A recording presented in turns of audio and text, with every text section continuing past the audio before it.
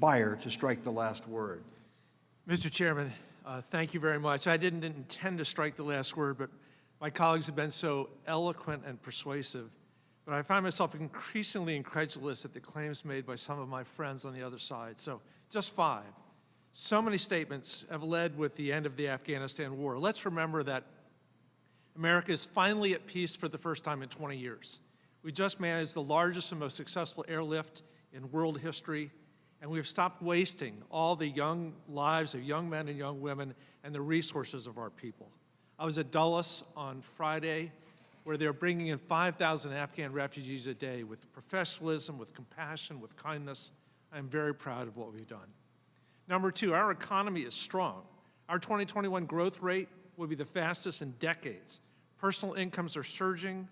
The unemployment numbers this morning were the lowest they've been since the beginning of the COVID crisis. Corporate profits are at an all-time high. Inflation is abating. The unemployment rate's fallen to 5.2%. It was 8.4% 1 year ago. 75% of Americans have been vaccinated despite the anti-vax leaders in the other party. Number 3, Mr. Chairman, we have had to live with the big lie that the 2020 election was somehow stolen. Now we have the big lie that we are embracing socialism. No, one of the best measures of the influence, the dominance of governments in our lives is the percent of GDP that goes to the federal government. Today it is 16.3%. It was 20% in 2000, it was 20% in 1950. We're almost at an all-time low. That is to say, fewer of our resources are going to the federal government than in most of our lives. We're just moving away from the dog-eat-dog, every person for himself, no safety net philosophy that's been promoted since the early 1980s. You know, our wealth and our inequality are the highest in our lives. And the most unfair, which is giving rise to the racial tensions and the class tensions, and to those lives of despair that we worry about in so much of America. There's no way to get ahead, and we're trying to fix that. Number 4, Mr. Chairman, paying people to stay home, that is the most non-substantiated claim I've heard yet. We looked this summer at those states that got rid of the $300 bump. They did not grow as quickly as the ones that kept the $300 bump.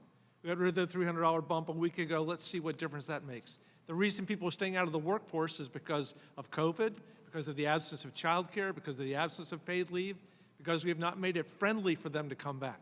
The great driver of economic growth is labor force participation. Everything in the Build Back Better bill is to build that labor force participation. And finally, I'd like to say, Mr. Chairman, that as a almost 5 decades long small businessman, this notion that paid family leave will hurt our small businesses is nonsense.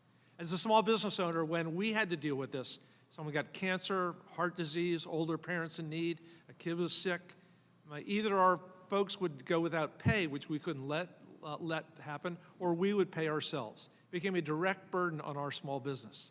Unless you really think that people should just fend for themselves as best they can, not eat, not pay groceries, not pay rent, we are stepping in to make our businesses ever more successful. This will help our small businesses, which is why small business after small business have said this is the right thing to do. With that, Mr. Chairman, I'm very proud of your leadership and of this bill, and I yield back. I thank the gentleman. The next